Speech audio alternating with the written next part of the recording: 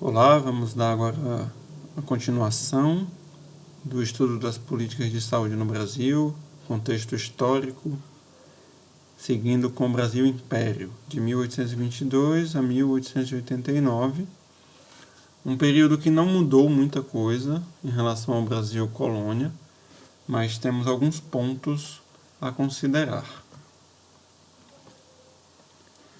A principal mudança que a gente tem do Brasil colônia para o Brasil império ainda é em decorrência da migração da família real para o Brasil em 1808. A gente lembra que a partir dali começou-se a investir em protocolos de saúde, em legislação de saúde, e essas legislações elas foram revistas a partir do início do Império, em 1828. As atividades terapêuticas elas passaram a ter um maior controle. A gente viu a questão do físico mor, do cirurgião mor, do provedor mor, mas no Brasil Império eles foram substituídos pelas câmaras municipais, que passaram a controlar e a inspecionar a saúde pública. A população ainda não associava a competência da atividade a um diploma. Essa questão de regulamentação, de diploma, de formação, era desconsiderada pela população.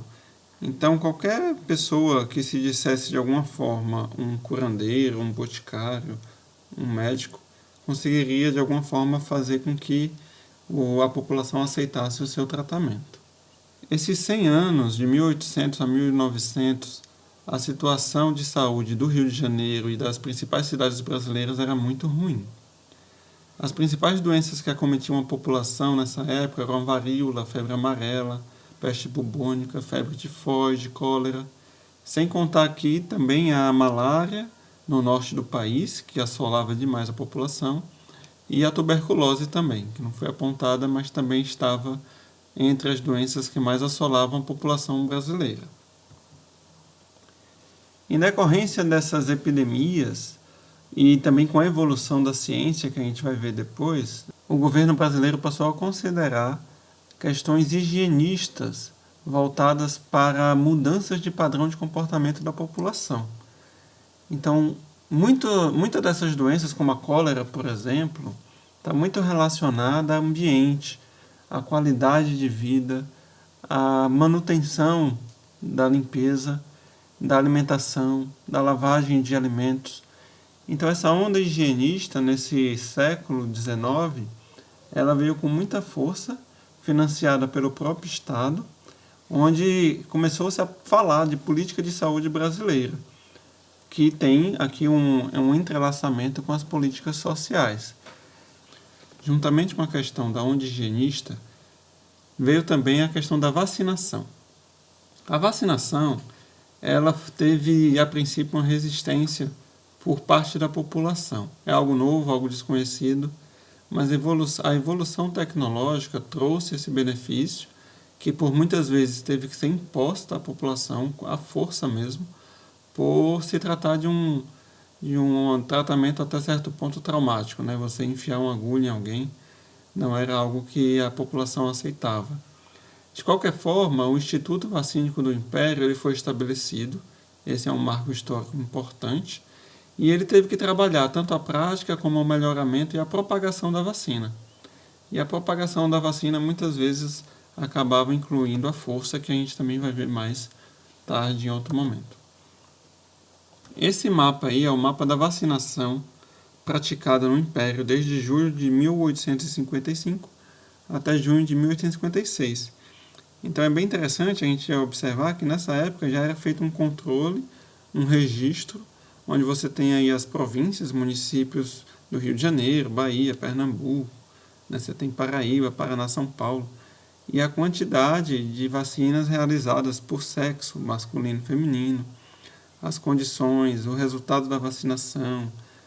Então é uma forma de registro histórico que a gente tem, para perceber como já começava a sistematizar a saúde no Brasil. Com o avanço da ciência e a época do iluminismo, no século XIX, passou-se a pensar nas questões da modernidade da elite brasileira, né? Em 1970, o iluminismo em alta, a ciência avançando, descobertas das bactérias, da imunidade, a queda da teoria dos miasmas, né, na propagação meramente pelo ar, pelo mau cheiro de doenças. Com essas descobertas, o Brasil, o Império, teve a oportunidade de trabalhar de uma forma mais científica a questão da saúde aqui no nosso território. Então passou a haver uma demarcação de prática oficial de cura frente a terapeutas populares. Os médicos, eles passaram a ser vistos como detentores de um conhecimento mais científico. Aqui a gente já começa a ver a ruptura. Enquanto no Brasil colônia havia, independentemente da classe social, uma consideração por parte de toda a população aos barbeiros, sangradores, curandeiros, aqui já começa a haver essa ruptura e os médicos passam a ter um papel de excelência. Eles começam a ser considerados como os agentes oficiais de cura, enquanto barbeiros, sangradores, curandeiros e parteiras passam a ser considerados agentes subalternos. Essa briga já começa aí, né? Já é antiga. Apesar dos esforços dos médicos em tentar estabelecer o monopólio das atividades de cura e prescrições higiênicas que defendiam, os terapeutas populares não autorizados continuaram a exercer as suas atividades. E, claro, a população continuava a recorrer a eles, como ainda hoje também acontece.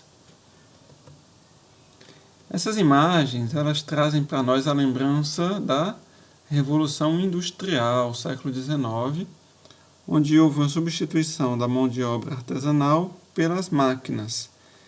Esse período é um marco não meramente pela questão econômica, mas a partir daí começou-se a ter mais critérios em relação à seleção de funcionários, à questão de adoecimento de funcionários.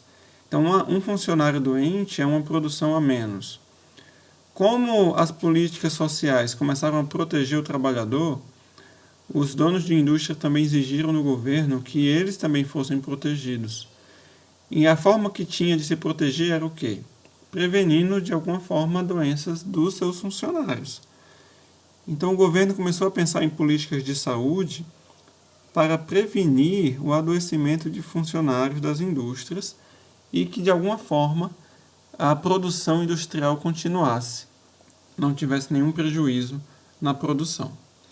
Então, a medicina moderna, ela trouxe, por meio de Louis Pasteur na bacteriologia e Claude Bernard na fisiologia, um conhecimento que foi decisivo e definitivo para o tratamento de muitas doenças e para a compreensão do processo saúde e doença no corpo humano. Com o conhecimento divulgado por Louis Pasteur e Claude Bernard, a forma de tratar a doença mudou completamente. A partir daí conseguimos estabelecer medicamentos, antibióticos e a vacina de uma forma mais eficaz. No Brasil, criou-se um novo campo de conhecimento voltado para o estudo e a prevenção das doenças e para o desenvolvimento de formas de atuação nos surtos epidêmicos, que foi a saúde pública. Então, desde esse século XIX, início do século XIX, até hoje, a saúde pública sempre foca na prevenção das doenças e no desenvolvimento de tecnologias de cura, de tratamento também, da população como um todo, visando sempre o bem-estar social.